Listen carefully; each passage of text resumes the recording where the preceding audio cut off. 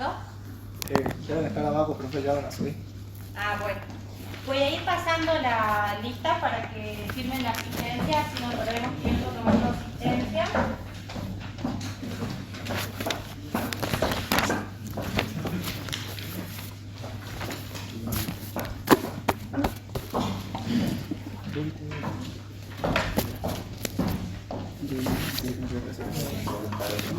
Como ya le explicaron mis profes, para el primer parcial no vamos a tomar lo que es bienes personales, que es lo que vamos a ver hoy, ¿sí? Es decir, va inclusive la clase práctica del día viernes. Hoy lo que vamos a ver es el impuesto a la riqueza, a la acumulación de riqueza, que es un impuesto que grava la capacidad contributiva patrimonial de la persona. ¿Esto qué quiere decir? Los bienes que tiene la persona. Es un impuesto que, como ya les dijo el profesor alemán, tiene características, se caracteriza por ser directo, general, personal, progresivo, proporcional y periódico, ¿sí? Los sujetos que están alcanzados por el impuesto a los bienes personales son las personas físicas, las sucesiones indivisas, ya sean los residentes en el país por los bienes en el país y en el exterior, y los residentes del exterior por los bienes que tienen en el país. ¿Fueron a la clase teórica? ¿Me siguen o están perdidos? Sí. Bien. También tenemos a los responsables sustitutos y a las sociedades conyugales, ¿sí? Ahora, en el pasado julio, se sancionó una ley, voy a anotar, que como ya sabemos reformó distintos puntos de distintos impuestos, y en lo que hace a bienes personales es la ley 27.743. Esto fue en julio recién, ¿sí? Y en lo que hace impuestos, creó un régimen de regularización de activos. Este régimen lo que hace es darle la posibilidad tanto a los residentes como a los no residentes de exteriorizar bienes que tienen en el país y o en el exterior de manera oculta. Este régimen lo que posibilita, da principalmente un beneficio de llamarlo de una manera más coloquial, es blanquear los bienes al periodo fiscal 2024, dejándolos como exentos para atrás del pago de impuestos sobre esos bienes. Pero ya deben incluir en la declaración jurada del 2024, que se presenta en el año 2025, se deben incluir todos estos bienes. Y da una serie de beneficios que son, por ejemplo, condonación de intereses punitorios y resarcitorios por no haber pagado impuestos por esos bienes, ¿sí? No vamos a profundizar en lo que es este régimen, pero sí para que tengan en cuenta de su existencia. Porque este régimen se puede ingresar hasta ahora, hasta el 30 de octubre. Entonces es todo nuevo. Lo que sí quiero que tengan en cuenta y se acuerden de la clase del 8 de julio. Ahí está el profe, me dicta cuándo se sancionó la ley. Lo que sí quiero que tengan en cuenta, y es importante al efecto de lo que va a ser la liquidación del impuesto, es que se creó a un sujeto denominado contribuyente cumplidor. Para que el contribuyente se considere cumplidor, es importante que cumpla con 3 condiciones, y las vamos a anotar.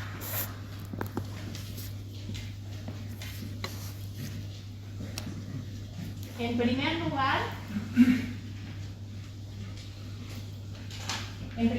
para ser contribuyente cumplidor, este contribuyente no se tiene que haber adherido a este régimen que recién les mencionaba justamente para eso, el régimen de regularización de activos, ¿sí?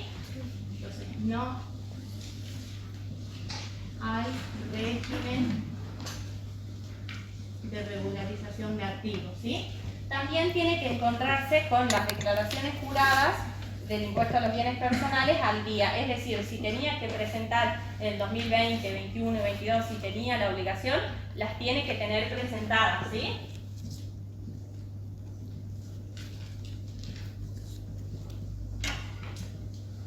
Y tiene que tener canceladas las obligaciones que surjan de estas declaraciones juradas.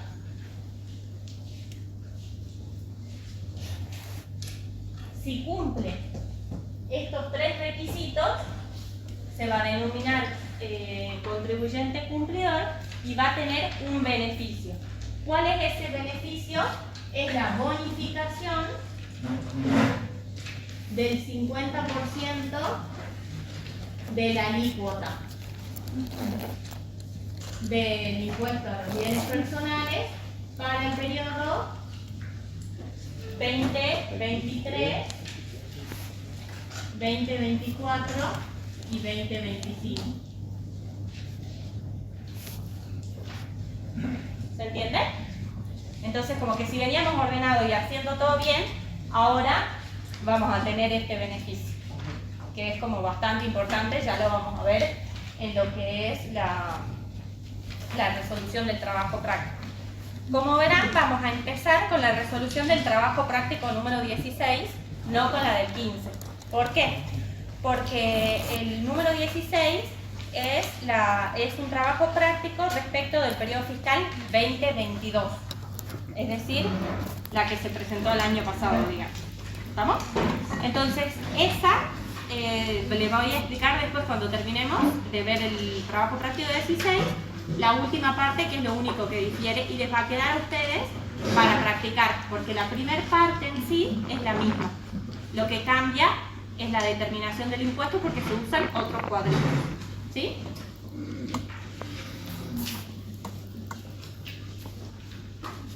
Bien. Vamos a ver entonces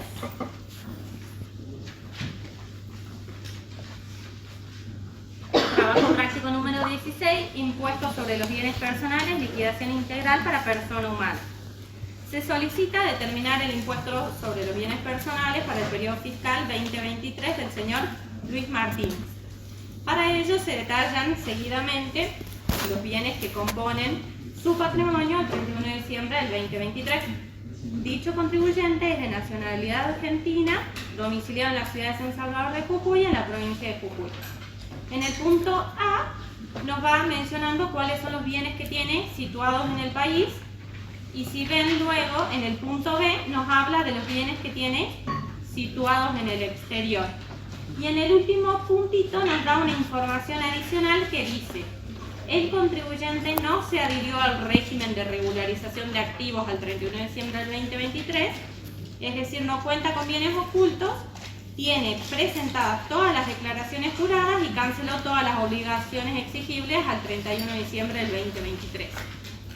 ¿Qué nos está diciendo en ese último punto? Que es un sujeto cumplidor.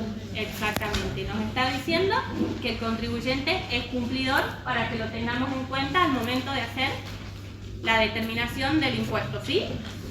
Vamos a ver qué dice, vamos a ver qué bienes tiene. Como ya vieron en la clase teórica, lo que hay que ir haciendo es viendo qué bienes tiene el contribuyente e ir viendo cómo se evalúan, ¿sí? En los distintos artículos de la ley tenemos cómo se evalúa cada uno y también tenemos un artículo especial donde nos dice dónde encontrar, cuáles son las exenciones, ¿sí? Acá una llamadita, ojo, sí. Ojo con las evaluaciones de bienes personales, que no son las mismas evaluaciones que ustedes estudiaron para ganancias. En algunos casos las evaluaciones coinciden, pero en otros casos no, son completamente diferentes en algunos tipos de bienes. Cuando estudiaron la RG 25-27, cuando armaban el patrimonio de cierre del contribuyente, ¿se acuerdan? Para hacer el cuadro de justificación de variaciones patrimoniales, allí la 25-27 tiene unos criterios de evaluación. Pero para bienes personales los criterios de evaluación no son esos necesariamente, ¿sí? Son distintos. ¿Estamos? Bien, vamos entonces. Dice 1. tiene una finca inexplotada en la ruta nacional número 9 sin número El Carmen. El mismo posee plantas de tabaco y porotos. Dicho inmueble se posee como inversión para evaluar en un futuro lotear y comercializar dichos lotes. Adquisición el 12 de julio del 2008 en 95.000 pesos. El avalúo según el impuesto inmobiliario es de 235.000 pesos para el año 2017 y de 670.400 para el año 2023. ¿Alguien se acuerda cómo se evaluaba en este caso una finca?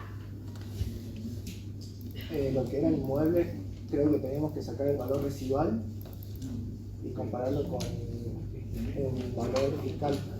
Bien, ¿te acordás qué valor fiscal era? ¿Alguien se acuerda?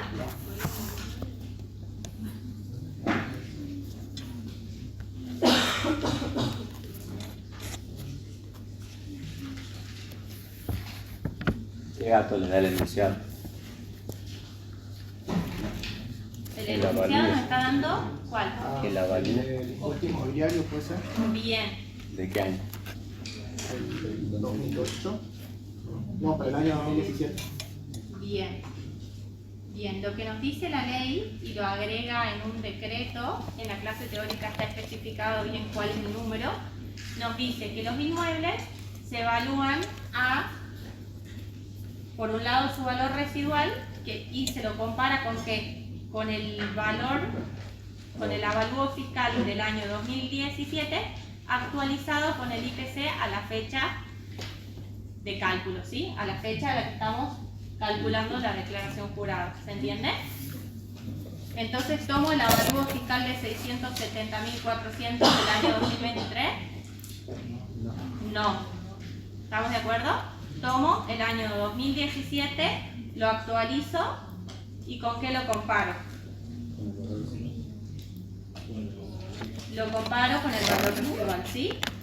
En este caso tenemos un costo de adquisición de 95.000, que el 10% del terreno, bueno, no tiene mejora, no tiene ningún edificio, entonces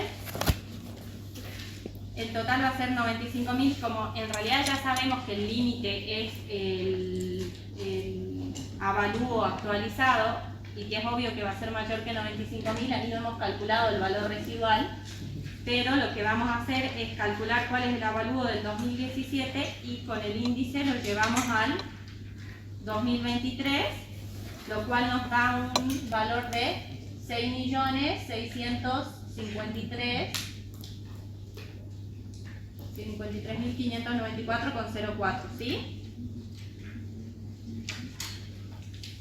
¿Se entiende?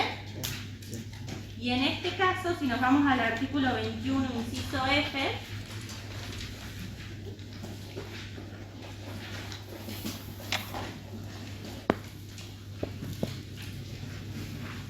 ¿tienen la ley a mano? Sí. Leo las excepciones. El de exenciones nos dice que los inmuebles rurales cuyos titulares sean personas humanas, instituciones indivisas, cualquiera sean su destino o afectación, se encuentran exentos del impuesto, ¿sí? Entonces, como verán en el esquema de liquidación de bienes personales, la primera columna lo que hacemos es poner lo que se encuentra exento, luego lo que está grabado en el país y luego lo que está grabado en el exterior, ¿sí? Este es el esquema de liquidación para que ustedes en el examen resuelvan y todos los profes al momento de corregir entendamos que entienden los conceptos, ¿sí? Si ustedes solamente hacen el cálculo y lo dejan ahí, nosotros no entendemos si ustedes saben que este concepto, si este concepto está grabado, no está grabado, es del país, es del exterior, ¿se entiende? Bien, entonces en este caso lo ponemos en columna 1 porque es un inmueble rural de una persona física que se encuentra exento, muy bien. Vamos a ver, el punto 2 dice que tiene una caja de ahorro en el banco ICBC, Argentina nos da el número, nos da el CBU y nos dice que la misma arroja un saldo al 31 de diciembre del 2023 de 3.423.191. Esta caja de ahorro se encuentra grabada. estos bienes, este bien efectivo, ¿se encuentra grabado? Efectivo que tengo en la caja de ahorros. Sí, pero está exento. No. Claro. Si nos vamos al artículo 21, en el inciso H, podemos ver que los depósitos en moneda argentina y en extranjera efectuadas en instituciones, en este caso comprendidas instituciones financieras como en este banco, el plazo fijo, la caja de ahorros se encuentran exentas también, ¿sí? Entonces la sumamos a la columna de exento por el total de su costo de adquisición, que es el de la moneda corriente, ¿sí? Vamos al punto 3, nos dice anticipo de impuesto a las ganancias en el periodo fiscal 2023 al 31 de diciembre del 2023 ha abonado anticipos del 1 al 4 de dicho impuesto. El monto asciende a 461.200 respectivamente, cuyo valor corroborado según lo que informa el Servicio de Cuentas Tributarias de la FIP, y el impuesto a las ganancias 2023 determinado es el que tachar, ¿o no? Ese no está el todo. Esperen. Acá está. Ahí tiene que decir el impuesto a las ganancias 2023 determinado asciende a, tachen ese importe, los 317.000 y pongan 1.265.000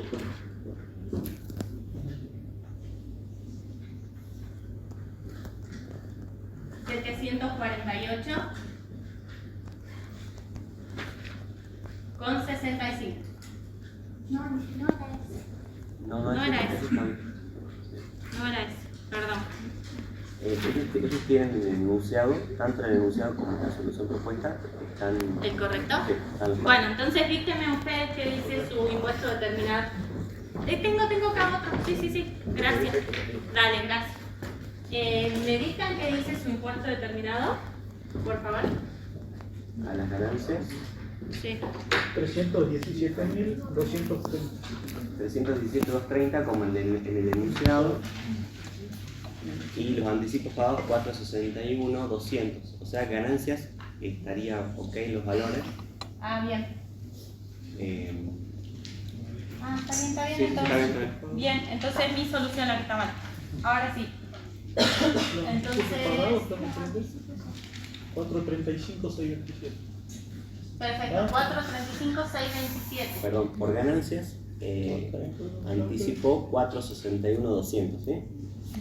Que es lo que anticipó acá, 461.200, ¿sí? Bien, y el impuesto determinado Son los- dice más abajo Son los 317 que de están acá. ganancias Dice, el 230. impuesto de ganancias determinado asciende a 317.200 y Bienes personales tiene anticipos por 435.000, que están acá abajo, 627. perfecto. ¿Sí? Bien, estoy yo la que tiene más. Perdón. Bien, y de ahí en el punto 4. Bien, y entonces, ahora, ¿qué análisis vamos a hacer? Nosotros estamos, razonemos, estamos intentando ver cuáles son los bienes que tiene el contribuyente, ¿sí? Entonces, cuando el temario nos da el dato de los anticipos que pagó y los impuestos determinados que tuvo, ¿qué estamos buscando? Ver si tiene un crédito. Por favor, anímense y respondan, porque sí saben, ¿sí? Estamos viendo si tiene un crédito, porque ese crédito es un activo, ¿estamos de acuerdo? Para incorporarlo dentro de la declaración jurada. Entonces, en el caso de ganancias, vemos que tiene un impuesto determinado de 317.000 y que los anticipos ascendieron a 461.000. Entonces tiene un crédito, ¿verdad? Porque los anticipos son mayores al impuesto determinado. Un crédito por 143.970. ¿Estamos de acuerdo? Sí. Bien, entonces lo vamos a poner en la columna de no grabado. ¿Está exento esto? No, está grabado, es un crédito, ¿sí? Sí, acá una diferencia con lo que era ganancias, ¿se acuerdan? En ganancias, ¿qué poníamos? Nosotros al 31 de diciembre a esos anticipos los poníamos como crédito, como activo, ¿se acuerdan? Pero ¿por qué valor? ¿Por cuál valor hubiera ido a ganancias? Por los 461.200, ¿sí? por todos los anticipos que abonó hasta el 31 de diciembre. Claro. Pero acá viene la diferencia. En bienes personales no se toma todo eso como crédito, sino que solamente la diferencia entre eso Y el impuesto determinado. ¿Se Exacto. entiende? Gracias.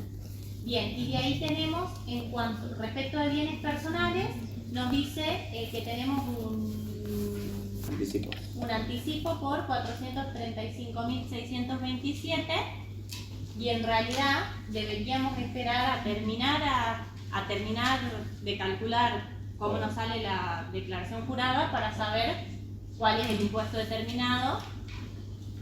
Normalmente, ahí está, ahí tenemos el dato. Por lo general en los exámenes sí se suele dar el dato. Entonces lo comparamos y vemos que no tenemos un crédito, ¿estamos de acuerdo? Porque el impuesto determinado es superior al anticipo abonado, ¿se entiende? Bien. Veamos qué más tiene. Dice, en el punto 4 dice que tiene un crédito por un sueldo en relación de dependencia correspondiente al mes de diciembre por la suma de 942.500. Debería tenerlo en cuenta, está grabado.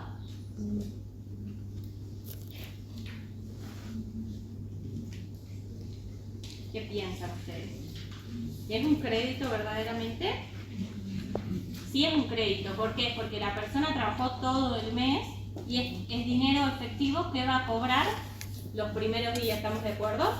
O sea, es dinero que tiene a favor. Y si nos vamos al artículo 22, inciso D, vamos a corroborar esta información que es un crédito que está alcanzado. Entonces, lo tomamos en la columna de grabado, ¿sí? 942.500 pesos.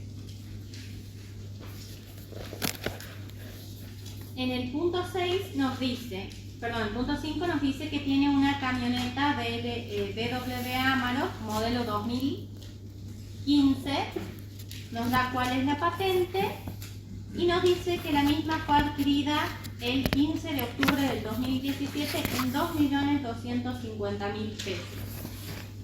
¿Cómo se evalúa la camioneta? ¿Alguien se acuerda? Era similar al inmueble, se tomaba el valor de origen menos la depreciación acumulada. Perfecto, y en este caso, ¿cómo la evaluaríamos?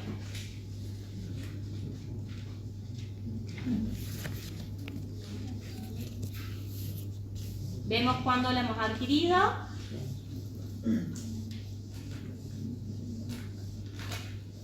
Y vimos que lo había La hemos adquirido en el 2017, ¿verdad? En octubre. ¿Cuántos años pasaron hasta ahora que estamos en el 2023? En diciembre del 2023. 7 años. Pasaron 7 años. ¿Eso qué quiere decir? Que está totalmente amortizada, ¿sí? Por ello, no la computamos dentro del patrimonio. ¿Estamos de acuerdo? ¿Querés agregar algo? No. Bien. No, Sí. por ahí sí el caso contrario, digamos, el caso es que ¿qué hubiese pasado si no estaba completamente amortizado? ¿Qué hace? Le va a quedar un valor residual, ¿sí? Supongamos que es Un año. un año, pero habría que hacer los cálculos, ¿sí? Bueno, un Claro. millón, así Y al hagamos azar. fácil, supongamos que el valor residual es este, ¿sí? Directamente, 2.250.000. Sí. Y el valor de mercado es 15 millones. Perdón, el valor El de valor de tabla. tabla de la FIP. Claro. ¿Por cuál lo consignan? Y no puede ser menor al que fija la DNRPA. El de la tabla de... Sí, perfecto. El mayor ¿Sí? entonces. ¿Todos entendieron?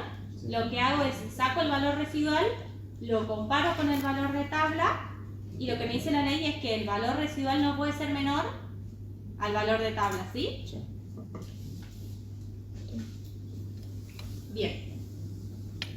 Veamos qué más dice. En el punto 6 dice que tiene una casa, que es su casa habitación, que está ubicada en la calle Belgrano 1250, de la ciudad de San Salvador de Jujuy, provincia de Jujuy, y dice que dicho inmueble fue adquirido en el 17 de abril del 2023 por un valor según escritura de 72 millones, ¿sí? La relación terreno-mejora es 25% terreno y 75% mejora. y el avalúo, según el impuesto inmobiliario, al 31 de diciembre del 2017 es de 6.121.730 y el avalúo al 31 de diciembre del 2023 es de 52.270.500, ¿sí? ¿Cómo evaluamos el inmueble? ¿Se acuerdan? Sacábamos el valor residual y luego el valor, luego lo comparábamos con ¿qué? El avalúo fiscal. ¿Con el avalúo fiscal del 2023? No, del 17. 2017 actualizado al 2023. ¿Y cuál deberíamos tomar? ¿El menor o el mayor? El mayor. Bien, nos está diciendo que el límite no puede ser menor al avalúo fiscal del 2017 actualizado al cierre de la declaración jurada, ¿sí? Entonces vamos a tomar los 173.317.780, los 173.317.780 con 72 centavos, ¿sí? Esa va a ser la evaluación. Pero ¿qué es lo que pasa? Si nos vamos al artículo 24, que se actualizó con esta ley, en el artículo 63 de la ley 27.743, en el artículo 63, nos dice que se actualizó el monto del mínimo no imponible para la casa habitación y nos dice que es de 350 millones. Sí, 350 millones, ¿sí? Entonces, ¿qué es lo que hacemos? Si comparamos los 350 millones con los 173 millones, la casa habitación está evaluando menos, o sea, no supera el mínimo no imponible para la casa habitación. Por lo tanto, va a estar completamente exenta, ¿sí? Y ahora les pregunto, ¿qué pasa si la evaluación me hubiera quedado en 673 millones? La diferencia. Bien, va a estar grabado por el excedente, ¿sí? A los 673 millones le resto los 350.000 y esa va a ser la diferencia que queda como grabada. Y como no grabada, los 350, ¿sí? Perfecto.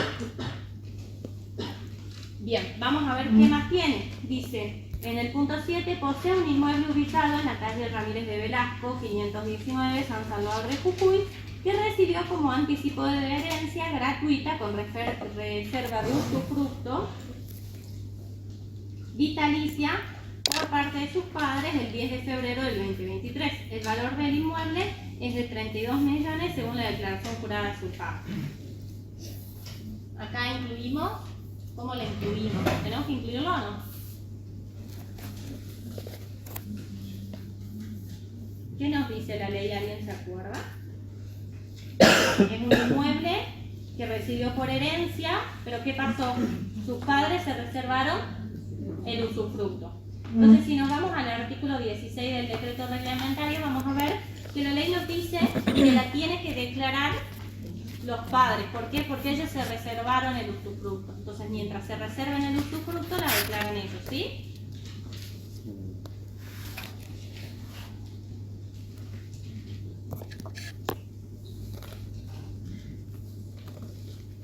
Bien, vamos al punto 8. Posee 1.200 acciones nominativas, no endosables, pertenecientes a Sub S.A. Es el anterior. El de dinero en efectivo. Perdón. Posee dinero en efectivo en diferentes monedas, dice. Por una parte posee 900.000 pesos argentinos, por otra 72.000 dólares estadounidenses. Dice, dichos dólares fueron adquiridos el 10 de julio del 2008 a un tipo de cambio de 27,80, siendo su costo de adquisición en pesos argentinos de 2.100.600 pesos. ¿Sí? Entonces, ¿qué hacemos? ¿El dinero en efectivo está grabado? ¿Está exento? ¿Alguien se acuerda? Sí, estaba grabado. Está grabado, ¿verdad? Y lo vamos a evaluar a su costo, en este caso, moneda corriente, son los mismos 900.000 pesos. ¿Y qué tratamiento le damos a los dólares? Los 72.000 dólares. ¿Lo evaluamos como? ¿Alguien se acuerda? El tipo de cambio comprador del Banco Nación. Perfecto, ¿a qué fecha? Perfecto. Tipo de cambio comprador al 31 de diciembre del año que estoy cerrando la declaración jurada, en este caso el 2023, ¿sí? Esa es otra diferencia con ganancias, ¿sí? En ganancias, ¿se acuerdan? Era al costo. Claro. Cuando arman el cuadro de justificaciones, los dólares que tiene al cierre, en bienes personales los evalúa al tipo de cambio de cierre. Pero en ganancias es diferente, es el dólar del momento de la compra. Si lo compró a 3 pesos por dólar hace 20 años y todavía los tiene, es a ese valor, ¿sí? Bien, ahora sí, vamos al punto 9, dice, bueno, nada, solo multiplicamos los 72.000 dólares por el tipo de cambio al cierre, que es de 788,25, nos va a dar un total de 56.744.000, ¿sí? Grabado, obviamente. Bien, ahora sí vamos al punto 9, dice, posee 1.200 acciones nominativas no endosables pertenecientes a Sub S.A. que representan el 10% de las acciones emitidas. Dice, dichas acciones fueron adquiridas en el año 2017 por un costo de 1.200.000. Según el último balance cerrado el 31 de diciembre del 2023, el patrimonio neto de la compañía asciende a 128.000 millones. ¿Sí? ¿Quién se acuerda del tratamiento de estas acciones nominativas? ¿Puede ser que ahí era el BTP, profe? ¿O no? En este caso, las acciones son no computables. ¿Por qué? Porque se van a tributar vía responsable sustituto, como dice el artículo 25.1, que lo vamos a ver en el último práctico con el profe. ¿Sí? Él nos va a explicar cómo calculamos este valor. ¿Sí? En el caso de la declaración jurada de la persona física, se considera directamente no computable. ¿Sí? Profe, ¿cómo Sí. quedamos a los dólares? Los dólares eran 72.000 dólares, que los multiplicamos por el tipo de cambio comprador del Banco Nación al 31 de diciembre del 2023, que es de 788,25, y esa multiplicación nos da un total de 56.754.000 pesos. ¿Sí? Bien. Vamos a ver en el punto 10 qué más posee. Dice, posee un patrimonio de 100 títulos públicos emitidos por el gobierno de la nación. El costo de adquisición fue de 200.000 pesos. Al 31 de diciembre del 2023 la cotización es de 3.100 pesos cada título. ¿Alguien se acuerda cuál era el título? ¿Cuál era el tratamiento de los títulos? ¿Alguien quiere decirlo? Sí, están exentos, exactamente. Si nos vamos al artículo 21, en el inciso K, vamos a encontrar, vamos a ver, es un poquito más extenso, por eso no se los leo, pero ahí nos dice que se encuentran exentos, ¿sí? Vamos al punto siguiente, dice, entre sus tenencias se encuentran 50 obligaciones negociables emitidas por el Banco Macro S.A., las cuales se han ofrecido en forma privada. Dice, no cumple con el artículo 36.1 de la ley 23.576. Dice, dichas obligaciones devengan un interés mensual del 2%. El pago de interés será en abril del 2023. La amortización del capital tendrá lugar en 3 cuotas, el 1 de junio del 2023, el 31 de diciembre del 2023 y el 1 de junio del 2024. En lo que respecta a los intereses, serán pagados semestralmente sobre saldo. El costo de adquisición fue 8.000 pesos cada obligación negociable. La adquisición tuvo lugar el 1 de octubre del 2023. Entonces estamos ante obligaciones negociables que no tienen cotización, ¿estamos de acuerdo? Y que fueron adquiridas en octubre del 2023 por 400.000 pesos, ¿verdad? Son las 50 obligaciones por 8.000 pesos cada una.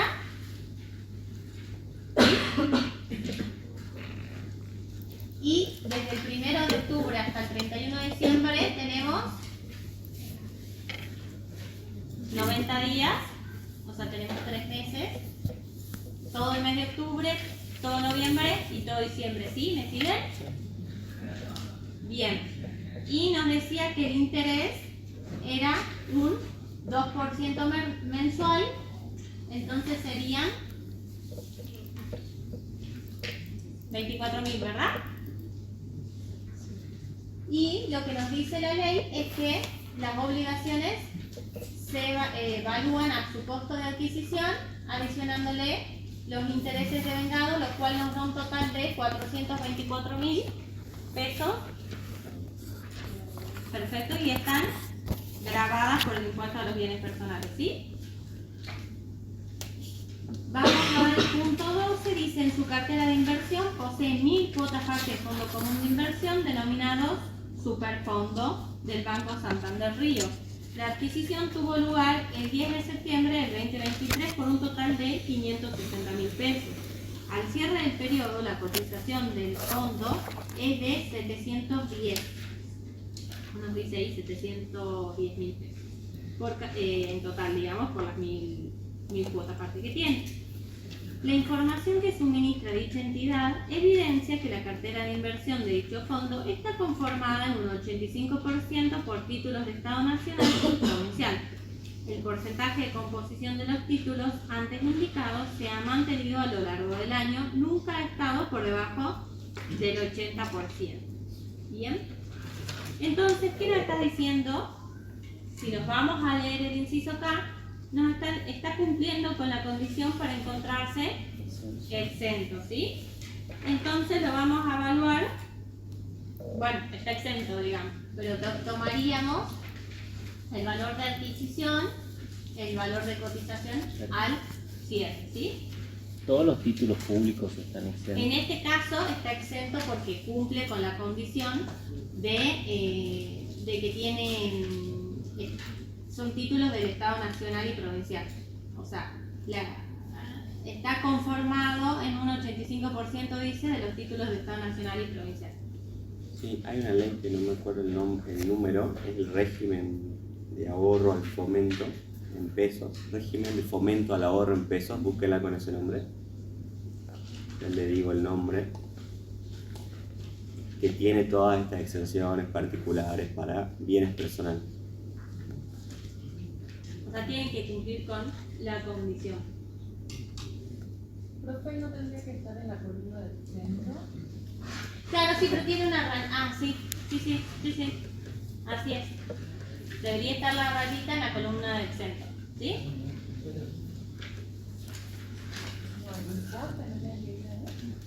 No, porque...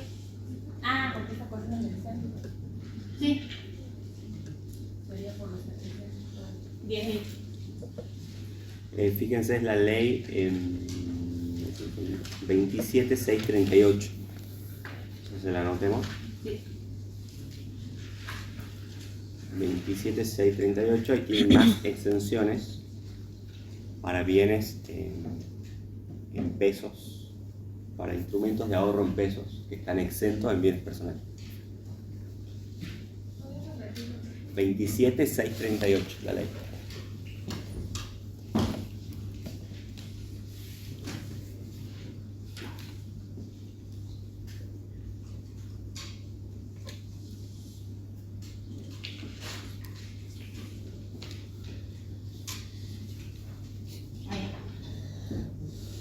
¿Cómo quedaría el otro 15% de esa cartera? ¿En qué No, juega? digamos, la ley nos dice que tiene que tener arriba del 80% de... Como para quedar exento la Claro, totalidad de la cartera. Ustedes cuando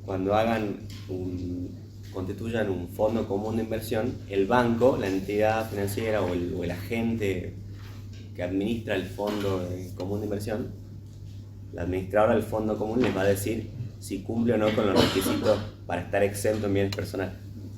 Entonces, para que esté exento, ¿esto en qué contexto se da? En el contexto de corrida del tipo de cambio, el dólar subiendo, el dólar blue subiendo más que la tasa de interés, que la inflación, ¿sí? Entonces, para fomentar que la gente se vaya del dólar a los pesos, sale esa ley diciendo, bueno, si invierten en pesos, o sea, no se van al dólar, van a tener además exenciones en bienes personales. Y para eso cada fondo tiene que cumplir sus requisitos, digamos. Cómo es la composición de la cartera, digamos, pero eso se lo informa el banco, y si no, creo que hay un listado en la página de AFIP que dice cuáles son esos fondos, ¿sí? Pero bueno, básicamente es cumple los requisitos o no cumple los requisitos para estar exento.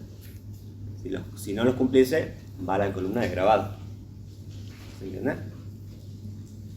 Bien. En el punto 13 dice: se compraron 2 cheques de pago diferido el 1 de diciembre del 2023. Cada cheque es de 100.000 pesos y vencen uno a 60 días y el otro a 90 días.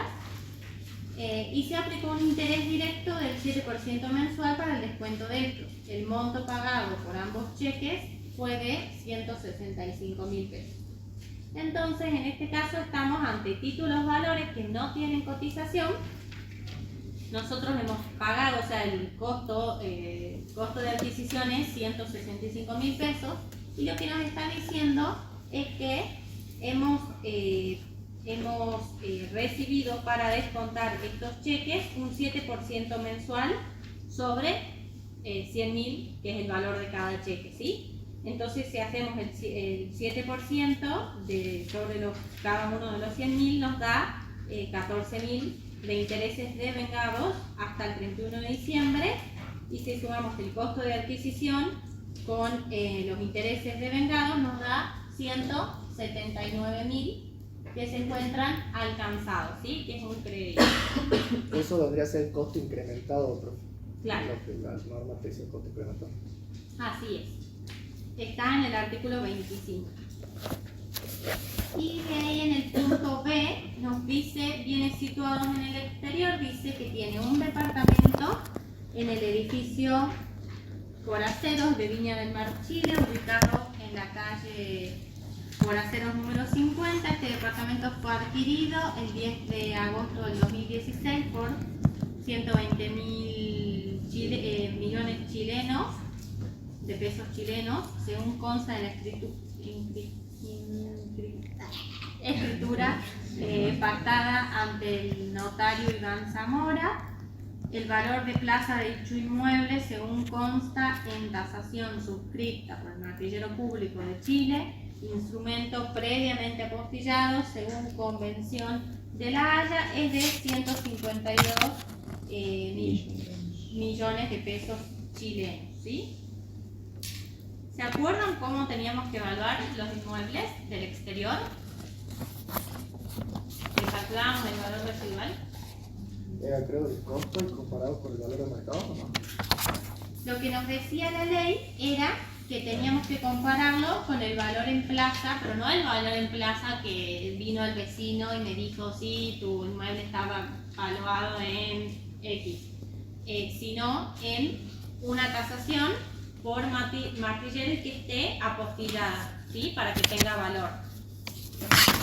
Entonces, en este caso, si nosotros vemos, bueno, lo adquirimos en agosto, el costo de adquisición fueron los 120 millones y el valor en plaza ahora, que tenemos el documento probatorio, es de 152 millones. Lo que nos dice la ley es que no puede estar por debajo del valor en plaza. Entonces lo cambiamos por el tipo de cambio a pesos argentinos y nos queda una evaluación de 157.320.000 pesos que van a formar parte de los bienes que tenemos en el exterior, ¿sí? Entonces lo ponemos en la última columna para diferenciarlo de los bienes grabados en el país, ¿sí? Si tuviéramos más cosas, capaz que podríamos tener un auto, podríamos tener otro tipo de bienes en el exterior, es importante ponerlos en la otra columna. Ya vamos a ver por qué. A ver si se acuerdan por qué en realidad. Porque el temario ya no nos dice nada más, pero hay algo que es innegable y que si todos tenemos una casa, en la casa tenemos bienes, ¿verdad? Tenemos un televisor, tenemos una mesa de cocina, tenemos silla, sillón, etcétera, ¿sí? Si nos ubicamos, nosotros estamos hablando de personas físicas que no llevan libros y que normalmente, si yo este año me compré, vendo un televisor, no necesariamente guardé la factura, entonces no tengo forma de incorporarlo en los bienes de mi hogar, ¿se entiende? O sea, de tener el número exacto de la evaluación del costo de adquisición de este televisor, por ejemplo, que yo me haya comprado. Entonces lo que la ley nos dice es que se presume el valor de los bienes del hogar, ¿sí? Porque nadie dice cuánto gastó en el año en tele, en una cocina, en los demás artículos que tenemos en el hogar. Entonces lo que la ley nos dice es que nosotros tenemos que sumar los bienes que tenemos en el país más solo el inmueble que tenemos en el exterior. Es decir, si tuviéramos solo los bienes del país y hagamos cuenta que en el exterior nada más tenemos un auto, ese auto no lo sumamos, ¿verdad? Solo lo sumamos, en este caso solo lo vamos a sumar porque es un inmueble, ¿sí? Entonces sumamos los bienes del país más el inmueble que tenemos en el exterior y a eso le sacamos el 5%. Si ven, tenemos los 58.270 que son millones, que son del país, más el inmueble del exterior nos da 215.000.577.000. ¿Sí? A eso le sacamos el 5% y nos dice que los bienes del hogar están valuados por 10.778.850, ¿sí? Y eso se suman a los bienes que tenemos en el país, ¿sí? Entonces, ahora sí, para calcular la liquidación, entonces hasta acá ya hemos valuado y el total de los bienes del país es 69.035.850, ¿sí? Y el inmueble del exterior, los bienes del exterior, que en este caso solo es un inmueble, es 157.320.000, ¿sí? Bien. Entonces ahora lo que sí vamos a hacer es determinar el impuesto. Hasta acá ya hemos evaluado todos los bienes que tiene el señor, ya me olvidé el nombre, Luis Martínez, ¿sí? Entonces ahora lo que vamos a hacer es, nos vamos a la ley, buscamos la tabla, que la tenemos actualizada ahora por el artículo 63, pero es la tabla del artículo 25, se denomina del artículo 25, y vamos a ver qué tabla vamos a usar. Ya habíamos dicho que el temario nos daba una información adicional sobre el final y qué dato nos daba, nos decía que era el contribuyente, era cumplidor. Entonces tenemos la particularidad que para este año tenemos dos tablas, entonces tenemos que ver si es cumplidor, usamos la tabla de contribuyentes cumplidores y si no, la general. ¿Y cuál es la diferencia? Si ustedes, yo sé que está un poco chiquita, pero si ustedes se acercan a ver, la diferencia es que acá la alícuota, ¿ven? Es el 50, 75, 1, 1,25 y 1,50. Y acá está totalmente reducida a la mitad, ¿se entiende? Porque habíamos dicho que el beneficio era la mitad de la alícuota. Bien, ¿cómo calculamos, cómo vemos cuál es el impuesto determinado? Lo que vamos a hacer es sumar los bienes del país y los bienes del exterior. La suma de ambos nos da un total de 226.355.850. Y también habíamos dicho que teníamos dos mínimos imponibles. El para la casa habitación, que ya lo habíamos analizado, y por otro lado teníamos el mínimo imponible general, que lo utilizábamos deduciendo al total de los bienes del país y de los bienes del exterior, ¿sí? Entonces nos quedan bienes en el país neto del mínimo imponible, o sea, le restamos los 100 millones y nos queda un total de 126.355.850, ¿sí? Bien. Entonces, ahora para ver en qué renglón, o sea, en qué alícuota le corresponde, nos vamos a la tabla de cumplidores. ¿La primera o en la segunda? La segunda tabla. Bien, nos vamos a la segunda tabla, la de cumplidores, y vemos en qué renglón estamos encuadrados. Tercer tramo. Perfecto, estamos en el tercer tramo. Ah, en cuarto podría ser. Cuarto, claro. En el cuarto tramo, entonces vamos a pagar un impuesto fijo de 302.292,22 y sobre el excedente de este importe, es decir, lo que vamos a hacer es a los 126 le vamos a restar los 82 y lo vamos a multiplicar por la alícuota, en este caso del cumplidor, y nos va a dar, ahí está, los 126, le restamos los 82, nos va a dar esto, Los y el resto 331. de lo fijo nos va a dar esto multiplicado por el 0,75%, ¿se entiende? Pero ya está sumado, profe. Está el fijo y el... Acá está el fijo y acá ya está el resultado. Claro. Y acá está sumado, ¿se entiende? O sea, Los 302.000 son los fijos que me aparecen acá, estos. Y de ahí, restándole los 82, me queda un importe que lo multiplico por la alícuota y me salen los 331, ¿se entiende? Y de la suma de los dos, me sale el impuesto determinado en sí. ¿Dudas, preguntas, se entendió? ¿Y qué pasaría, para que lo planteen ustedes y lo resuelvan ustedes, si el contribuyente no fuera cumplidor? No cumpliese con los requisitos. Claro, ya no tiene el beneficio de utilizar la segunda tabla, tendría que aplicar sí o sí la primera.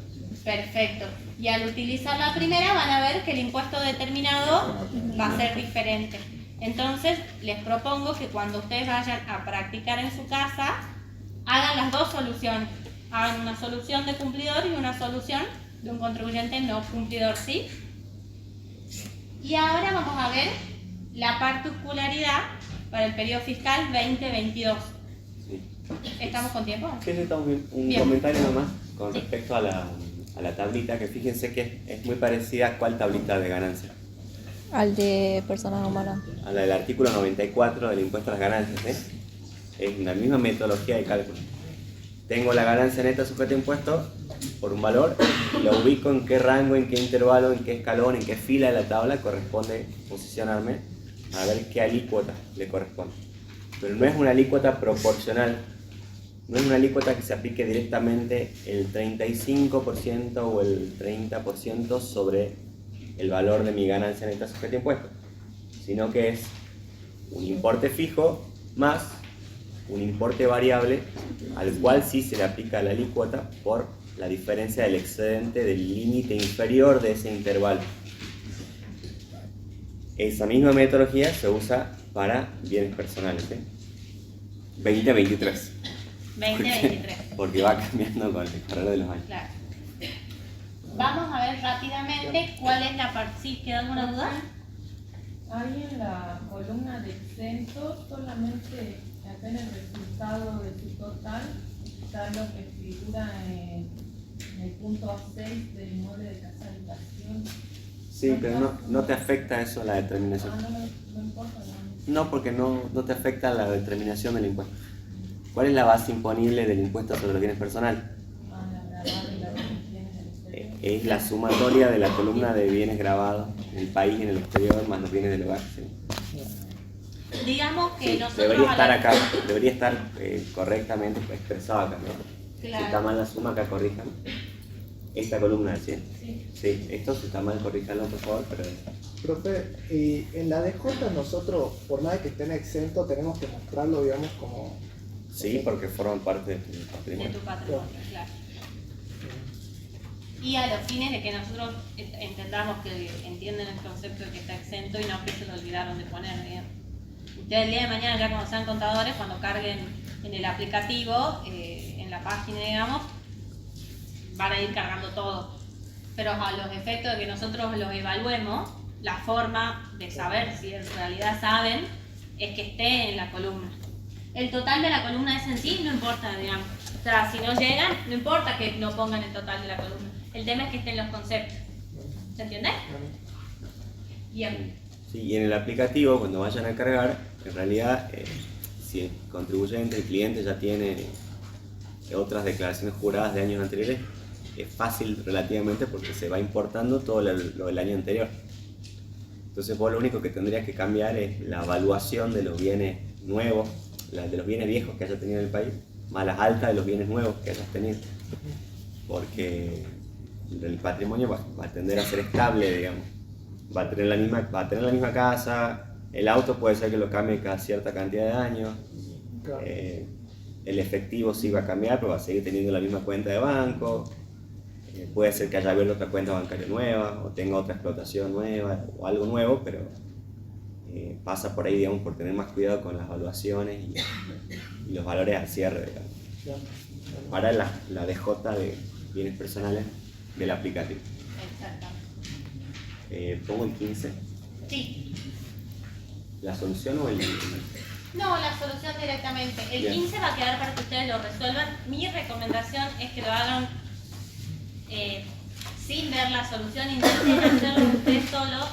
Les vamos a subir la solución, no sé si ya está. Ya está. Bueno, intenten no hacerlo viéndola, intenten hacerlo solo, así ustedes mismos saben, porque todo lo que es la evaluación es lo mismo para todos los años. En general van cambiando algunas cositas, pero digamos, a modo de práctica les va a servir mucho. Lo único que cambia, y ahora sí vamos abajo, es una vez que yo determino cuáles son los bienes que tengo en el país, y los bienes que tengo en el exterior, el artículo 24 para el periodo fiscal 2022, y por favor, buenísima idea, por favor no se olviden de esto, es para el periodo fiscal 2022, la tabla se dividía en primer párrafo y segundo párrafo. En primer párrafo iban solo los bienes del país, y en el segundo párrafo se sumaban los bienes del país con los bienes del exterior para ver en qué renglón debemos incluirlos, ¿sí? Entonces, si subimos un poquito, Sí. vamos a ver que la sumatoria de los bienes en el país más los bienes del exterior, en realidad, bueno, el procedimiento cambia un poquitito. ¿En qué sentido? Sí, así no les explico todo. Esta es la sumatoria de los bienes del país más los bienes del exterior. Con esta sumatoria yo me voy a la segunda tabla y veo, en este caso van a estar en la última fila. ¿Estamos de acuerdo? Entonces vamos a ir con esa alícuota. Esa es la diferencia, digamos. Y para ver los bienes del país, solamente tomo lo que me dice la cápita del cuadro. Dice valor total de los bienes que exceda el mínimo no imponible. O sea, voy al valor total de los bienes, veo en qué renglón se encuentra incluido y de ahí tomo, por un lado, lo que va a ser el impuesto variable y por otro lado, el excedente porcentual sobre el límite. ¿Se entiende? La dinámica es la misma, lo que cambia es los bienes del exterior, ¿sí? Eso ya no estaría vigente solamente ahora para este último. Eso sería para el 2022. Claro. Pero Claro. ¿qué es lo que pasa? El día de mañana, y lo que nosotros queremos que entiendan, el día de mañana viene un contribuyente que probablemente no presentó las últimas 3 declaraciones juradas. Entonces, si nosotros solo le enseñamos que existe lo que existe para el 2023, probablemente venga un contribuyente que necesite las declaraciones juradas de periodos anteriores y no tenga ni idea. Entonces, lo que ustedes tienen que hacer es saber liquidar todos los años con sus particularidades. Lamentablemente, por la situación que vivimos en el país, esto va cambiando permanentemente. No sé si todos los años, pero permanentemente. Entonces es importante que ustedes entiendan las distintas dinámicas, en este caso de liquidación, de determinación del impuesto. Sí, bueno, y sumo a lo que dice la contadora. A ver, nosotros cuando tenemos que explicarlo también nos agarramos la cabeza antes, discutiendo y analizando a ver cómo es el tratamiento, porque va cambiando. Imagínense, esto salió ahora en el boletín de julio, hace 2-3 meses nomás. Los vencimientos están ocurriendo ahora y fíjense, son modificaciones que salen en leyes que modifican en forma retroactiva, porque este impuesto en realidad, el hecho imponible, ¿cuándo se perfeccionó? ¿En qué fecha? 31 de diciembre del 2023. ¿Sí? 31 de diciembre del 2023. En bienes personales es la foto del patrimonio en esa fecha. ¿Sí? Pero ¿qué pasó? Una ley sancionada varios meses después, fíjense, no afecta la determinación de lo que fue. Imagínense la incertidumbre de todo respecto de la declaración jurada de bienes personales de ese periodo fiscal. ¿Sí? Y ya vamos a ir viendo a medida que terminemos de ver la materia que esta ley modificó muchos impuestos. Por ejemplo, monotributo, que también hasta el último segundo estuvimos ahí intentando preparar las modificaciones, porque aparte sale la ley y hasta que la reglamentan toman también un tiempo, Sí. entonces los plazos cada vez son más cortos para hacer las modificaciones. Y esto se lo contamos a los efectos de que sepan que esto es así el día a día, digamos. Que sepan lo que les espera. Claro, si se dedican a ver el tema de impuestos, es permanentemente la actualización, creo que eso lo dijimos al principio, ¿sí? Todos los años hay alguna modificación. Y en general con cada cambio de gobierno hay alguna modificación. Por ejemplo, bienes personales, en este gobierno actual se sancionó esta ley que con efecto con lo que era el cierre del ejercicio anterior. Esta tablita doble que tenía el tratamiento para los bienes del exterior, una sobrealícuota, una tasa más cara, le hacía pagar más caro bienes personales a los que tienen bienes en el extranjero, era también del gobierno anterior. En el gobierno anterior, del anterior, también hubo modificaciones y se habían reducido. El siguiente lo subió, ahora se vuelven a bajar. ¿Sí? Entonces, por lo general, ¿qué vemos nosotros? Que no cambia tanto lo que es la parte de arriba, lo que es la técnica de evaluación, de determinación, sino lo que está cambiando por ahí últimamente son las alícuotas. Que suben las alícuotas, que bajan las alícuotas. Y en ganancias, por ejemplo, algunas exenciones. Está exento, no está exento, no está exento, porque el gobierno va determinando. Por las decisiones de política fiscal, digamos, necesitan tener más recaudación o hay cierta holgura y se permiten dar ciertos beneficios fiscales, digamos. Entonces, puede haber momentos en que suban las alícuotas o otros que bajen las alícuotas. ¿Sí? Entonces, ustedes como profesionales van a tener que estar atentos a qué es lo que sucede en el Congreso de la Nación con cada una de esas nuevas leyes que van saliendo. Por supuesto que no, o sea, van a estar leyendo el boletín oficial o van a contratar algún servicio alguna suscripción a algún servicio profesional que les van diciendo las novedades que van habiendo, ¿sí?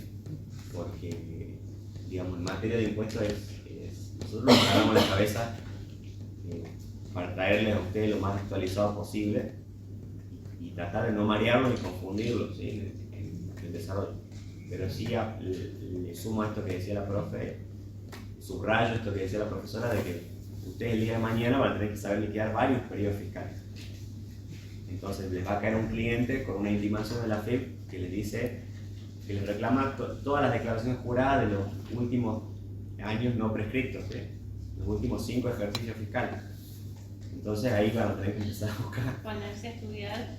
cuál era el tratamiento en cada periodo fiscal. Porque como estamos, digamos, últimamente, digamos, o es constante, digamos, cada año tiene variaciones o modificaciones. Y otra recomendación, una vez que regularicen la materia, les conviene rendir el final cuanto antes. ¿Por qué? Porque va cambiando la ley, va cambiando quiera uno o no la materia. No en sí la esencia, pero hay cosas que van cambiando. ¿Cuál iría al examen? No, 2023. 2023. Sí. O sea, 2022 es más que nada, no importa que lo sepan perfectamente esta parte, pero la parte de arriba sí, porque es la evaluación y en este caso es la misma. Entonces es más que nada para que practiquen y para que abran la cabeza y sepan que no es la única forma y que año a año se va modificando las reglas del juego. Sí, un ejercicio que les recomendamos es que tomen el práctico 15 y que en vez de determinar el impuesto acá con estas dos tablas, utilicen las tablas del 2023 para ver cómo les cambia, ¿sí? O sea, modifiquen el periodo fiscal a ese ejercicio de modo que ustedes practiquen un ejercicio más para practicarse. Y también pueden practicarlo como si fuese cumplidor, como si no fuese. Exacto, con esas dos variantes. Si alguien, antes de que empecés con el otro práctico, si a alguien le falta la asistencia, levante la mano, así después se la pasan.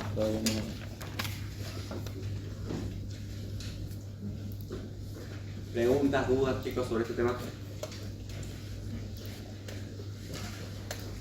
bueno, repito, ya dijo la profe, pero este tema no entra al parcial de este viernes, sino que va a ir al recuperatorio. Hasta el parcial de viernes únicamente va impuesto a las ganancias, con lo que vimos el viernes de la semana pasada. Después seguimos nosotros, este día miércoles de esta semana con consultas, clase de consultas, y el viernes el examen. Y en este mismo lugar, por este mismo canal, a las 6 de la tarde. Bien, vamos a ver ahora una derivación de lo que es el tema del impuesto sobre los bienes personales. Ustedes han visto en los sujetos del impuesto que no están únicamente las personas humanas, asociaciones indígenas, sino que aparecen otro tipo de sujetos que llamamos responsables sustitutos. ¿Qué son los responsables sustitutos? Son aquellos sujetos que la ley designa para que cumplan con la obligación principal, aunque respecto de ellos no se verifique el hecho imponible. Ellos no son los contribuyentes. Ellos no son, en este caso, personas humanas, asociaciones indivisas, titulares de bienes en el país o en el exterior del 31 de diciembre, sino que son empresas, sociedades comerciales, que están radicadas en el país y que la ley los obliga a hacerse cargo del impuesto de sus accionistas. ¿Sí? Entonces, si ustedes recapitulan, digamos, sobre el penito anterior, podemos representar así el total del activo, ¿sí? de un ente, de una persona, de una empresa. ¿Se acuerdan de esta esquemita del primer año? Esto sería el activo, el pasivo y el patrimonio neto, ¿sí? O el activo y el financiamiento de terceros y el financiamiento propio, ¿sí? Lo han ido viendo con distintos nombres según la materia. ¿Qué es lo que sucede? ¿Qué de este esquema es lo que grava el impuesto sobre los bienes personales? El activo. El activo, ¿sí? El activo. No el pasivo ni el patrimonio neto. Eso es justamente una de las principales críticas que se le hace al impuesto. ¿Por qué? Porque puede ser que yo haya comprado la casa habitación o el rodado ese que me aparece ahí, pero lo haya hecho con un préstamo, con un pasivo importante. Entonces, en realidad, todavía, si bien tengo esa casa importante, que vale tanto, pero todavía estoy pagando las cuotas, ¿sí? Entonces, por ahí un poco lo que se le critica a la ley de bienes personales es eso, ¿sí? Tiene algunas pequeñas excepciones, digamos, en cuanto a conocimiento, de financiación, de pasivo, pero en general es el activo, como ustedes dijeron, ¿sí? Ahora bien, recién vimos en el esquema que teníamos qué cosas. ¿Qué rubros teníamos nosotros de más líquido al menos líquido? Caja de banco. Caja de banco, disponibilidades, ¿sí? Y en el caso del esquema teníamos el dinero en efectivo, las saldos del banco, en cuenta corriente, en caja de ahorro, algunos están exentos, otros no. Tenemos plazos fijos y tenemos otras inversiones, ¿sí? ¿En qué invierten ustedes? ¿En qué se puede invertir? Acciones, títulos públicos, obligaciones negociables. Bien, ¿sí? Bitcoins. ¿Qué me recomendarían ahora? ¿Qué te pasa? ¿Sí? Bueno, todas esas cosas, todas esas inversiones están en el activo de una persona, ¿sí? Ahora, ¿qué es lo que me dice la ley? Si esta persona dentro de su patrimonio tiene acciones, ¿qué va a hacer? Las va a sacar, las va a excluir de su activo, de su patrimonio, que en realidad la sumatoria de todo esto que sería, en términos simplificados, por supuesto, ¿no? Ustedes ya lo vieron con mayor detalle ahí, la sumatoria de todos estos valores del activo, según la ley de bienes personales, va a ser ¿qué cosa? La base imponible del impuesto, ¿sí? ¿Pero qué me dice la ley del impuesto? No, vos cuando tenés acciones, las vas a excluir y esto no lo vas a presentar en tu propia declaración jurada, sino que estas acciones se va a hacer cargo ¿quién? El responsable sustituto. ¿Se acuerdan? Por eso cuando vimos el caso de recién, y este contribuyente que vimos el ejemplo tenía acciones, las consignábamos, pero no declarábamos ningún valor. ¿Sí? Porque desde el 2003 que existe un régimen en Argentina que dice que plantea que todo aquel que tenga acciones no las va a declarar dentro de su declaración jurada como persona humana de bienes personales, sino que el responsable de ingresar el impuesto de carácter, pago único y definitivo. ¿Qué quiere decir esto? Que no se puede decir nada. Y una vez que ya lo abone el responsable sustituto, ya no lo tiene que volver a pagar la persona, ¿sí? ya tiene efecto cancelatorio, ¿sí? No es un pago a cuenta, es un pago único y definitivo. Con esa cancelación, con este pago, con este ingreso que hace ese responsable sustituto a la fe, ya se cancela el impuesto. ¿Me siguen?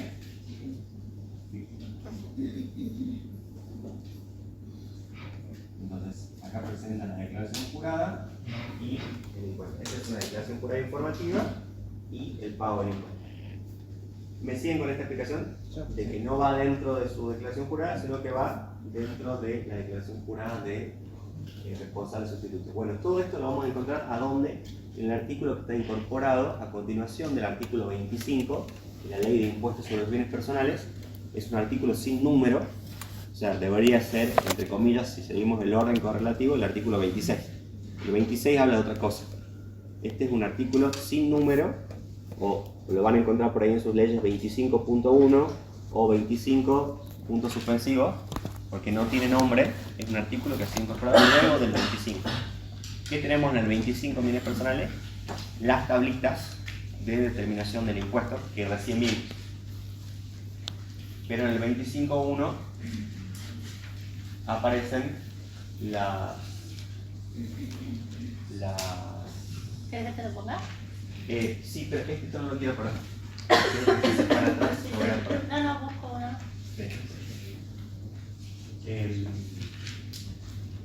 ¿Me siguen hasta acá? Bueno, entonces en ese 25.1 y después en el decreto reglamentario aparece el respectivo detalle, la letra chica, la reglamentación, ¿sí? que corresponde en esos casos, ¿sí? ¿Qué es lo que nos dice el artículo 25? Que van a ser las sociedades comerciales las que liquiden ingresen el impuesto de sus respectivos accionistas, ¿sí? De los respectivos tenedores, ya sean personas que sean residentes en Argentina, personas humanas residentes en Argentina o residentes en el extranjero, ¿sí? Pero puede ser también que además de personas humanas, los inversionistas sean ¿qué tipo de personas? Otras sociedades, ¿sí?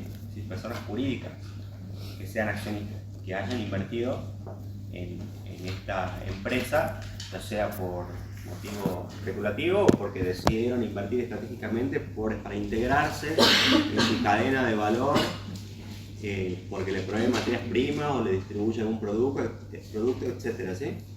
Entonces, esas sociedades sí vamos a tener que discriminar respecto de ellas, si son locales, que están constituidas en Argentina, o si son del exterior. ¿Por qué? Porque la ley las excluye a las sociedades locales. En cambio, a las del exterior no. ¿Por qué hace esto? Justamente para evitar que haya una doble imposición. Porque si no vamos a tener empresas que tienen dentro de su activo las acciones y que van a estar pagando dos veces el tributo, ¿sí? Entonces, por esa cuestión la ley las excluye. Ah, que está bien. Sí, ahí está. Perfecto. Entonces, dice, el impuesto correspondiente a las acciones de las sociedades de la Ley General de Sociedades, es decir, ¿cuáles sociedades están dentro de esta ley? Las colectivas, SRL, la sociedad anónima. ¿Sí? Acciones son sociedades por acciones y participación en el capital sería para las otras, ¿sí? La colectiva no tiene acciones, la SRL no tiene acción, que tiene cuotas sociales, ¿sí? Según el tipo de sociedad, el nombre que tiene la parte en la cual se divide el capital, ¿sí? Entonces acá les aclara cuyos titulares sean personas físicas, instituciones divisas del país o del exterior, y sociedades o entes ideales del exterior, ¿sí? Entonces no habla de las entidades locales. Van a ser liquidados con, acá dice la alícuota del 0,25, pero esta alícuota es para el 2016. Nosotros vamos a plantear ahora en la solución con la alícuota del 0,5%, ¿sí? Que es la que estaba vigente para este ejercicio. Y además le querés mostrar lo nuevo, cuál es la novedad en la ley de medidas relativas fiscales relevantes, la primera. Así como la profe recién dijo que por artículo 64 se incorpora el beneficio para los contribuyentes cumplidores de bienes personales, así también se incorporó un beneficio para los contribuyentes sustitutos cumplidores. Porque ¿qué fue lo que pasó? El gobierno mandó un paquete fiscal que tenía moratoria, blanqueos, ¿sí? Todos beneficios para los que no pagaban impuestos, ¿sí? Entonces eso se ve como una medida de alguna forma inequitativa. Entonces, al mismo tiempo, le damos esta condenación, estos beneficios a los que no cumplieron antes, pero a los que sí cumplieron les ponemos este beneficio. Es como una forma de mantener la equidad, digamos, porque si no, el negocio ¿cuál es? Incumplir siempre. No es negocio cumplir, entonces, ¿sí? Entonces se hace mensajes que se desalienta a cumplir con la ley. Entonces, por eso, en realidad, la ley sí tiene un premio para los que cumplieron, y en general vienen siendo así las últimas moratorias que vienen saliendo desde el 2014, 2016 para ahora, vienen siempre con un beneficio. Está bien, está la moratoria, el blanqueo para los que no cumplieron, pero también un beneficio para los que cumplieron. ¿En qué consiste para los sustitutos? Los que estén obligados a actuar como responsable sustituto, ¿qué dicen? Y como condición que se encuadren en la categoría de micro, pequeñas y medianas empresas, ¿qué van a tener como beneficio? Una reducción de 0,125 puntos porcentuales en la alícuota del impuesto para el 23, 24 y 25. Entonces ahí nomás le ponen los tres requisitos que les dicen que para ser buen contribuyente o cumplidor van a tener que no haber regularizado bienes bajo el blanqueo, haber presentado todas las declaraciones juradas al cierre del ejercicio anterior del año 20, 21 y 22, ¿sí? Parecido a lo que decía en el otro caso. Pero a la persona humana, entonces, cumplidora le redujeron 0,5 puntos porcentuales. Ojo, esto no es 50%, ¿no?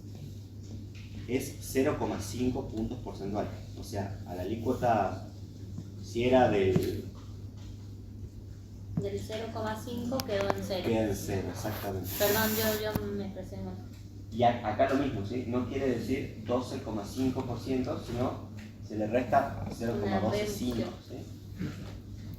O sea, en tanto por uno se resta ese valor, ¿sí? Por lo tanto, también tendrán que tener en consideración si vamos a trabajar con un contribuyente cumplidor o un incumplidor, ¿sí? ¿Dudas hasta acá? Veamos el práctico, ¿sí? El práctico es bastante concreto. Nosotros vamos a trabajar con ejercicios genéricos, ¿sí? Pero en todos los casos, si ustedes se preguntan, no estamos aplicando el beneficio del buen contribuyente cumplidor. La solución sugerida no aplica el beneficio del contribuyente cumplidor. Para si quieren practicar con el contribuyente cumplidor, lo pueden hacer, ¿sí? Pero en este caso, no era cumplidora ninguna sociedad.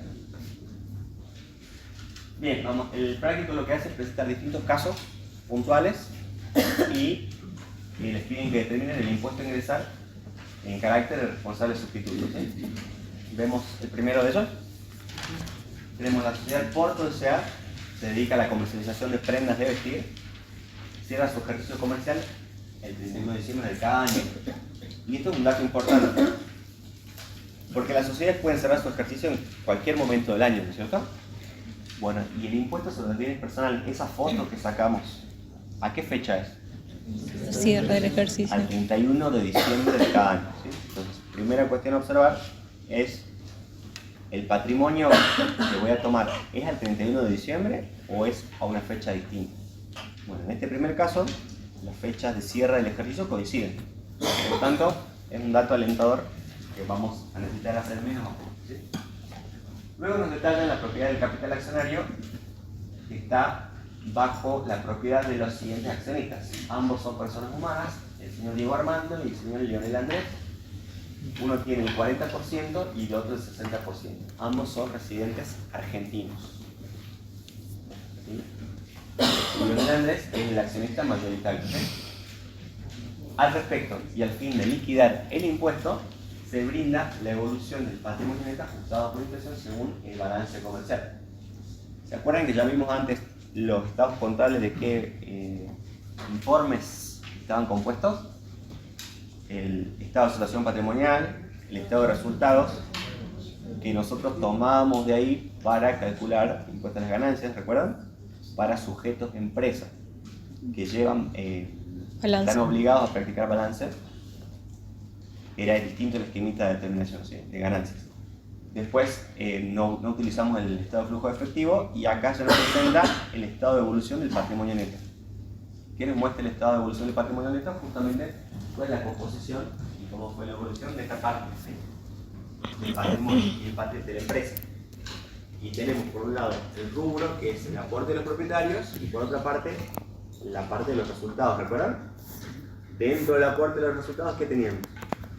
El capital, o el ajuste de capital, y todos los rubros que incidían en esos conceptos, ¿sí? Y por otra parte teníamos la parte de los resultados, donde podríamos tener o no reservas, obligatorias, facultativas, y los resultados acumulados que se iban acumulando en el ejercicio si había ganancias, ¿sí? Bueno, esa composición del patrimonio aparece acá, ¿sí? Entonces, ¿sobre qué valor vamos a partir nosotros para liquidar el impuesto? De todos estos. Sobre el capital, sobre los resultados, sobre todo, ¿qué es lo que dice la ley? ¿Y cómo se evalúan las acciones en bienes personales? Tomamos el valor de cotización del mercado, de la empresa. ¿Qué valor? ¿Qué valor dice la ley? Se evalúan al BPP, al valor patrimonial proporcional. ¿Y cómo se calcula el BPP? Se divide, se relaciona, se distribuye, se calcula la división entre ¿qué cosas? El valor del patrimonio neto al cierre sobre la cantidad de acciones emitidas. Y eso me da el BPP por acción, el valor patrimonial proporcional por acción. Bien, entonces nosotros vamos a tener que partir de este valor, el total del patrimonio, al 31 de diciembre de 6.300.000, ¿sí? Si podemos poner, por favor, la solución sugerida. Ahí vamos a ver que en el primer caso, este valor de patrimonio al 31 de diciembre va a ser el mismo valor sobre el cual yo voy a liquidar el impuesto como responsable sustituto. Pero podría ser que no. Fíjense que acá tengo yo una fila adicional de ajustes. ¿En qué casos podría haber ajustes? Ajustes en caso de que el patrimonio no sea del cierre al 31 de diciembre, sino que sea a otra fecha.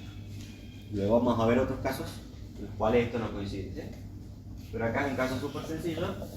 El total del patrimonio neto al 31 de diciembre es este valor, ¿sí? Ahora, ¿cómo se determina y liquida el impuesto? Pues acá tenemos una propuesta, ¿sí? Por cada uno de los accionistas, cada uno tiene un porcentaje del capital accionario, totaliza el 100%, ¿sí? No hay más accionistas. Estos 6.300.000, que es el total del patrimonio, lo vamos a proporcionar en función de esos porcentajes de tenencia accionaria. Por lo tanto, al señor Diego Armando le corresponden 2.520.000 pesos y a Lionel le corresponden 3.780.000 pesos. ¿Me siguen hasta acá? Hasta ahí, sencillo, ¿no es cierto? Tenemos una columna de patrimonio neto no grabado que todavía no la vamos a usar, luego vamos a ver para qué está. Por lo tanto, el patrimonio neto grabado van a ser esos mismos valores que consignamos antes y el impuesto determinado va a surgir ¿de qué cosa? De multiplicar los 2.520.000 por la alícuota del 0,5%. ¿Qué alícuota? 0,5% en términos porcentuales. Y en tanto por uno, yo la quiero ingresar directamente sin forma de porcentaje, ¿cómo se dice? 0, ¿así? No, ¿Un 0 menos o 0 más? un cero menos. ¿Sí?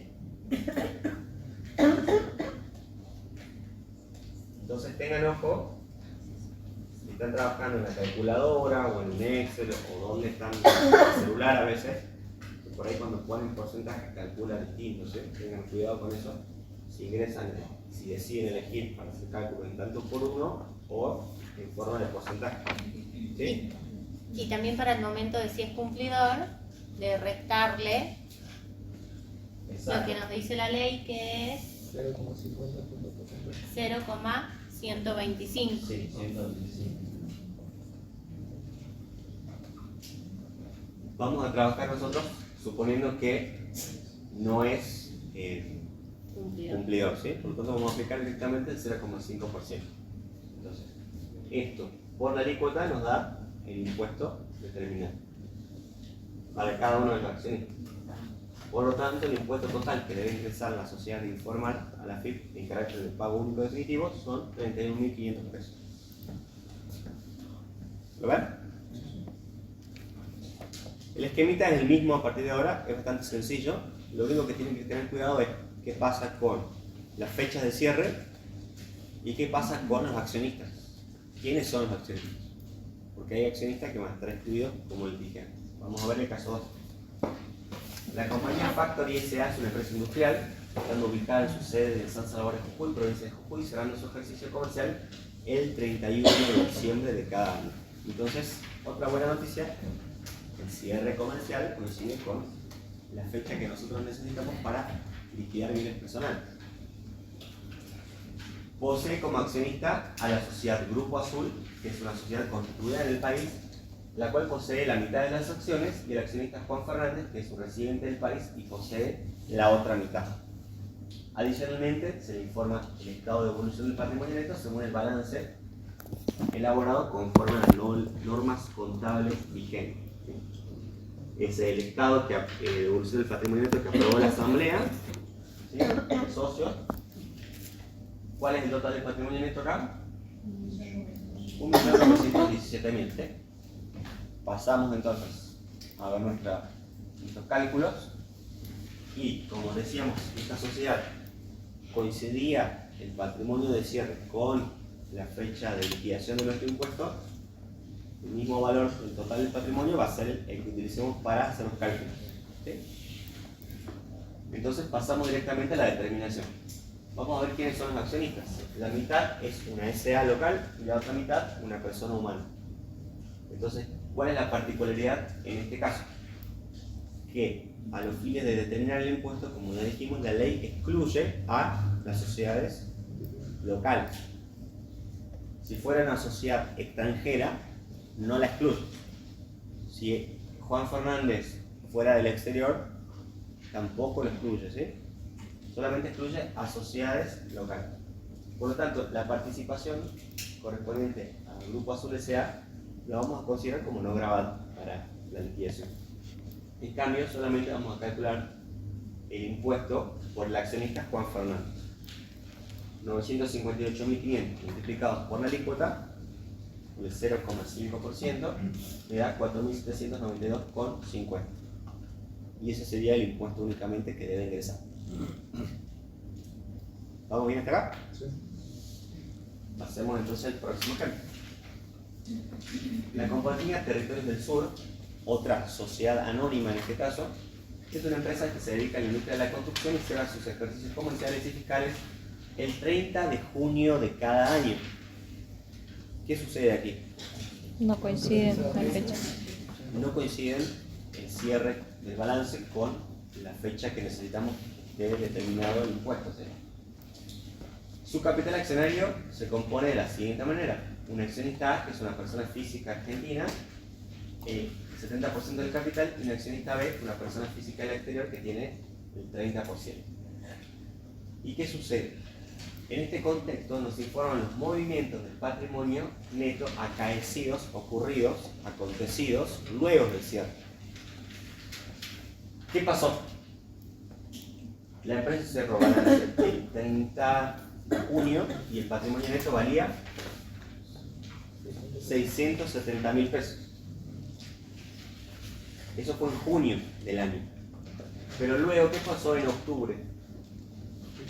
Distribuyó dividendos en efectivo por 90.000, los cuales fueron acreditados en las cuentas bancarias de los accionistas al día siguiente.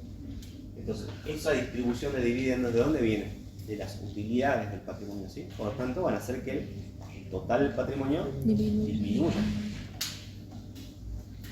Entonces va a ser un ajuste que debamos practicar. Y por otra parte, el mes siguiente, en noviembre, la compañía aprobó un aumento de capital por 300.000 efectuado por los accionistas A y B en la misma proporción de sus tenencias originales. Por lo tanto, este incremento de capital va a hacer que aumente el rubro aporte de los propietarios, por lo tanto que aumente el total del patrimonio neto. Por lo tanto, estas dos consideraciones las vamos a tener en cuenta en nuestra solución. Fíjense, partimos de los 670.000 al 30 de junio, pero para tratar de expresarlos al 31 de diciembre, no me dice la ley, ajústelo por IPC, no me dice ajústelo por IPIM, ajústelo por inflación. Les digo porque algunos exámenes nos habían dicho esas respuestas. ¿Cómo se expresa el patrimonio neto al 31 de diciembre? ¿Llevo el del 30 de junio por IPC hasta el cierre? No. Lo que me dice la ley y su decreto reglamentario es que a ese mismo patrimonio del estado de evolución aprobado por asamblea al cierre, que son los 670, yo le sume o le reste los movimientos que hayan incidido en la evaluación de ese patrimonio. Entonces, el ajuste por distribución de dividendos lo voy a restar por 90.000 y el aumento de capital lo voy a sumar. Por lo tanto, voy a llegar a un patrimonio neto al 31 de diciembre, a los fines de la determinación de este cálculo, de 880.000 pesos. Entonces, estos 880.000 va a ser lo que se distribuya según el porcentaje de tenencia de accionarios. ¿Sí? Por lo tanto, en este caso eran dos personas humanas, ambos van a estar grabados, y el total de patrimonio neto grabado por cada uno va a ser 616.000 o 264.000 pesos para cada uno. Esos valores multiplicados por la alícuota que estamos trabajando nos da 3.080 y 1.320 de impuestos, ¿sí? Que sumados son los 4.400 que la empresa debe ingresar a la FIP para cumplir con su obligación de responsable sustituto. ¿Me explico hasta aquí? ¿Preguntas? ¿Avanzamos uno más? El último caso aparece una empresa que es Argencotics S.A., también una sociedad anónima, radicada en Palpalá, Jujuy, que se dedica a la exportación de granos. Su cierre de ejercicio se produce el 31 de diciembre. Buenas noticias para simplificar los cálculos, ¿sí? De acuerdo a los datos suministrados en los estados contables, tiene el 31 de diciembre un activo y un pasivo de los montos que allí aparecen respectivamente, y nos dan los datos del capital social, que está valuado en 3 millones de pesos, compuesto por 300.000 acciones de 10 pesos cada uno. También el patrimonio incluye 1 millón de pesos de aportes irrevocables de capital. Nos dan el detalle de accionistas y su participación. Pero ojo, acá, ¿qué cambia en este ejercicio con respecto a los anteriores? En todos los anteriores nos daban como dato el estado de evolución del patrimonio neto. En este ejercicio no aparece con ese formato. ¿Sí? ¿De dónde sacarían ustedes el valor del patrimonio neto? Por diferencia patrimonial. ¿Qué harían? Activo menos pasivo. Activo menos pasivo les daría el patrimonio neto contable. Ahora, ¿esa va a ser la base de evaluación del impuesto? Sí.